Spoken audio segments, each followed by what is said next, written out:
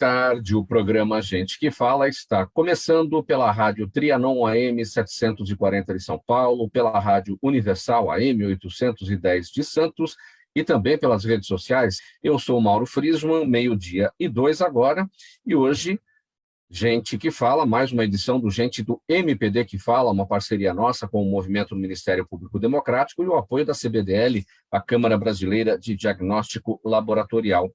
Para análise e debate dos temas aqui propostos, vamos montar aqui a nossa bancada. Também aqui na nossa bancada, Gisela Antacli Martinez, proprietária da consultoria Antacli Martinez Public Affairs e diretora de comunicação do Instituto de Relações Governamentais e HelGov. Tudo bem, Gisela? Tudo bem, Mauro. Boa tarde, doutor Ricardo, doutor Roberto, doutora Cláudia e aos ouvintes. Um prazer estar aqui com vocês. Vamos lá, pessoal. Nosso primeiro assunto dessa quinta-feira, 12:04, o Ministério Público de Goiás acusou o pastor Gilmar Santos, suspeito de cobrar propina para facilitar a liberação de recursos do MEC, de ser dono de uma fundação de fachada em Aparecida de Goiânia. O Ministério Público também pediu à Justiça a extinção da organização. A promotoria defende que a instituição nunca prestou contas às autoridades competentes sobre suas atividades e dinheiro, nem quando foi solicitado a fazê-lo. No processo, o MP identificou que a entidade recebeu 2 imóveis, um lote e uma chácara, nunca registrados, por doação da organização religiosa Missão em Cristo, que na ocasião era representada pelo próprio pastor. Gisela, o questionamento aqui é o seguinte: para a gente entender como é que o conceito de Public Affairs observa esse caso, porque o Public Affairs está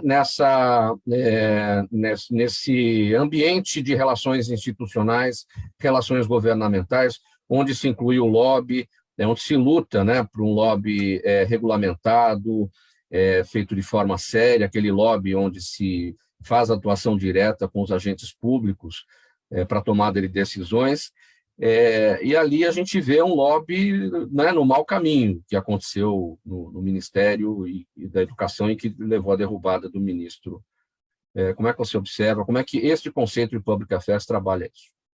Perfeito, Mauro. Eu gosto muito da sua pergunta, porque ela me dá a oportunidade, inclusive, de falar sobre um tema que é muito caro para nós, profissionais de relações governamentais e public affairs, que é a diferenciação do que é tráfico de influência, que é uma atividade ilegal, do que é o lobby, que é uma atividade bastante legítima, em que grupos organizados lutam e buscam dar voz a causas, e para isso estruturando aí seus pleitos e agindo também de forma legítima, e há muitos instrumentos de participação da sociedade organizada para isso, para que as causas e os pleitos sejam levados aí ao ambiente legislativo e que possam se transformar em políticas públicas. Então, cada vez que eu escuto, e eu sei que essa é uma dor comum aí dos meus colegas profissionais de HelGov, cada vez que a gente escuta alguém se referindo a uma atividade ilegal como o lobby, como um lobista, a gente sempre quer falar contra isso e te agradeço muito ter feito essa pergunta. Hoje o lobby como você bem falou, né, a gente tem algumas iniciativas aí para regulamentação, acho que não cabe a gente entrar no detalhe aqui, sim, mas é uma pauta muito presente e a atividade de public affairs e de relações governamentais, ela está embasada em muito dado, em muito fato, em muita informação, que é trabalhada por esses profissionais exatamente para que as pautas sejam tangibilizadas e transformadas em políticas públicas. Então, são atividades completamente diferentes e o que a gente vem observando, chamado de lobby, de verdade, não é lobby, é tráfico de influência. Queria convidar vocês, eu vou passar depois o link para vocês, o HelGov tem uma revista E a edição desse mês, que foi lançada antes de ontem, traz uma matéria que, inclusive, tem um nome bem sugestivo, que é Da Maçaneta à Massa de Dados, que fala exatamente dessa mudança do profissional de relações governamentais, que foi jocosamente apelidado por muito tempo de maçaneta, que era o cara que abria a porta, mas que hoje lida com um monte de dados e de informações e de indicadores de resultado para realmente criar estratégias que atendam a todas essas demandas aí de governança, de transparência que a nossa sociedade tanto precisa. Eu vou passar depois o link para a produção. Legal, doutora Gisela. Em sua coluna de ontem, no site da CNN Brasil, o jornalista e gestor público Maurício Pestana questionou por que a representatividade negra é tão pequena na política brasileira. Segundo ele, o Maurício Pestana, enquanto até nos Estados Unidos, berço da Ku Klux Klan, né? Há prefeitos negros em Atlanta, Washington e Chicago, tem a vice-presidente, que é uma mulher negra, e já houve até um presidente negro. No Brasil não há nenhum ministro, governador ou prefeito de grande cidade negro. Dos pré-candidatos com chances reais de chegar à presidência da República, também nenhum é negro ou tem negro em sua chapa. Gisela, vamos transferir essa questão também da baixa representatividade negra nos espaços, também para a baixa representatividade feminina nos espaços. Afinal, como destacou a Cláudia, temos a maioria da população negra no Brasil e temos a maioria da população feminina no Brasil também, né? Sim, eu acho um ponto muito importante da gente levar em conta quando a gente fala, e a gente vai ter um momento agora, eleições, que a gente vai escolher nossos candidatos, e eu escuto muitas colegas, mulheres, ativistas, que falam: precisamos votar em mulheres, precisamos votar em mulheres negras.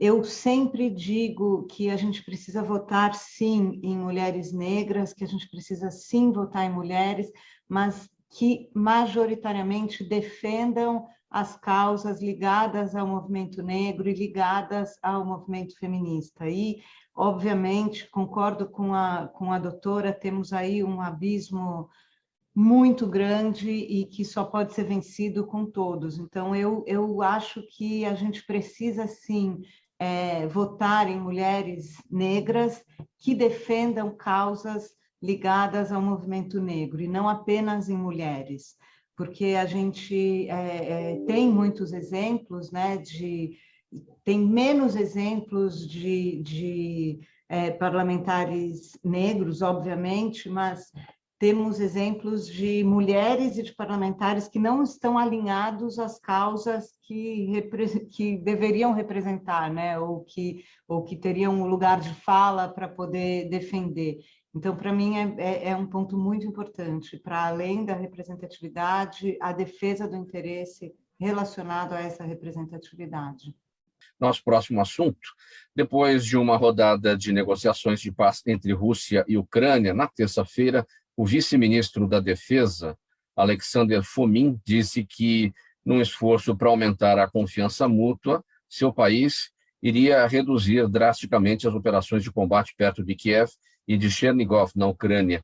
Foi o progresso mais significativo desde o início da guerra. Hoje, porém, o presidente russo, Vladimir Putin, assinou um decreto ordenando a convocação de 134.500 novos recrutas para o seu exército. E a Ucrânia diz esperar novos ataques.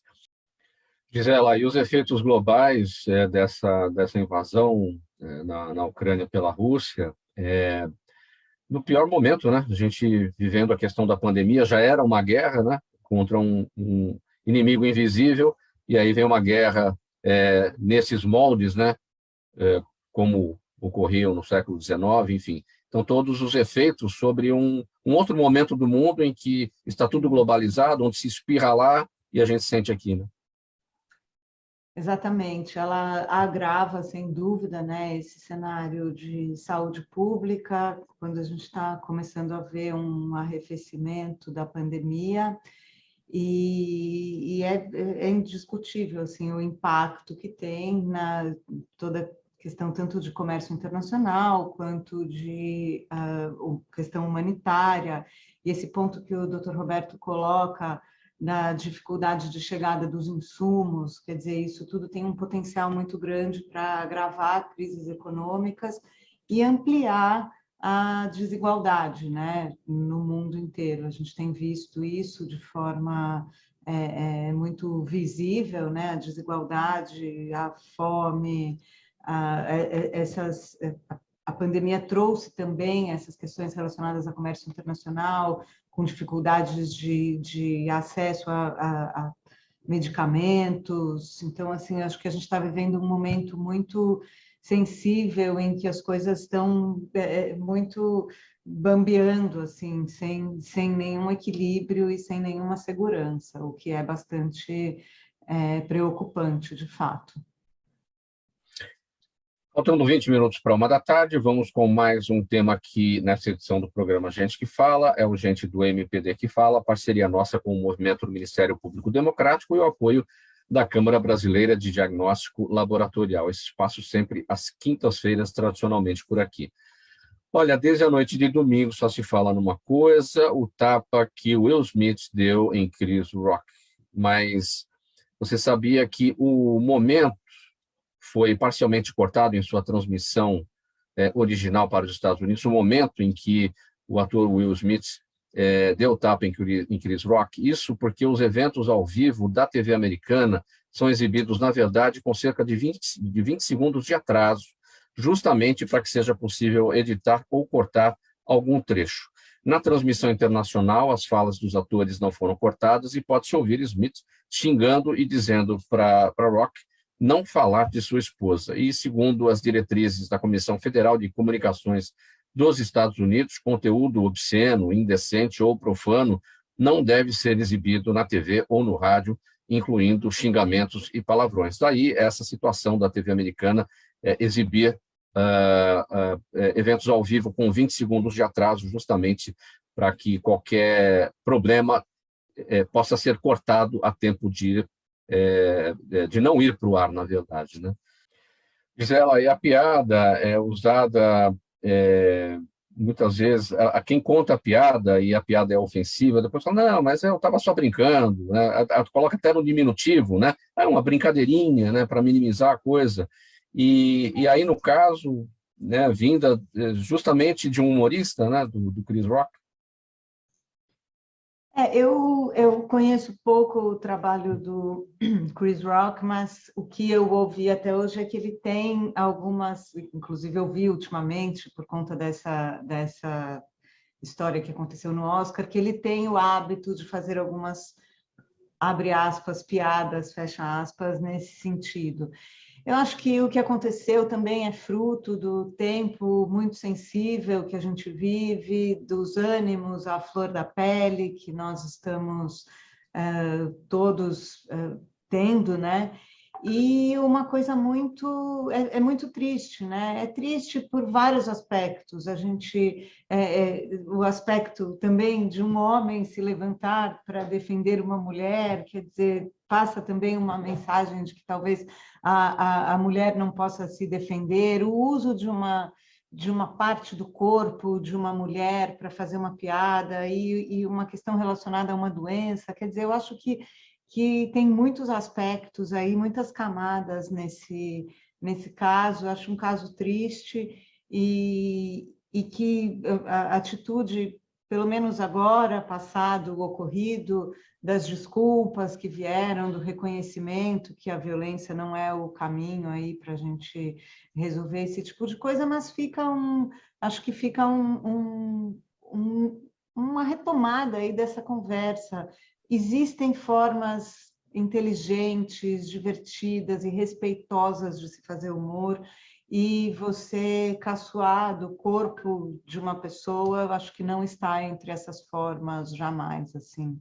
Eu também acho que a gente não pode ter nenhum tipo de condescendência com isso. Eu sou do time que acha que piada boa é aquela que não ofende. E mesmo que a pessoa que fez a piada não vai precisar dizer você me interpretou mal. Não é um problema de interpretação, é um problema do que se diz. Então, acho que a piada boa não precisa desse recurso. Fernanda Antonelli, no nosso canal no YouTube. Gisela, ela pergunta de que modo o Public Café consegue adequar as empresas ao atual cenário que tem passado por mudanças tão drásticas. E aí eu aproveito para te pedir o seguinte, para falar dos webinários, né? Para você também fazer o reforço aí do convite da Claro. CPDL, por favor. Claro, perfeito. Public Affairs pode e muito ajudar as empresas a navegarem o ambiente de negócios, porque a gente tem uma premissa que é acompanhar tudo que está acontecendo sempre. Uma vez que a gente cuida dos relacionamentos dos clientes com os diferentes públicos, então academia, governo, sociedade, sindicatos, associações, a gente está acompanhando isso em tempo real. E acompanhar esses cenários em tempo real, a gente consegue entender agendas comuns e entender pontos aí de convergência para poder definir estratégias de atuação segura. Com relação ao webinar, Mauro, a gente vai ter agora, a partir da 1h da tarde, o webinar para discutir a questão do autoteste, e eu quero convidar todo mundo aqui para fazer ter um olhar para o autoteste como realmente uma perspectiva de autocuidado e algo que a gente pode usar como ferramenta nessa fase em que a pandemia está arrefecendo e que é o momento da gente não diminuir nosso autocuidado. Então, é bem interessante, acho que vai trazer discussões que ajudam a enriquecer nossos argumentos e o nosso debate público sobre o tema.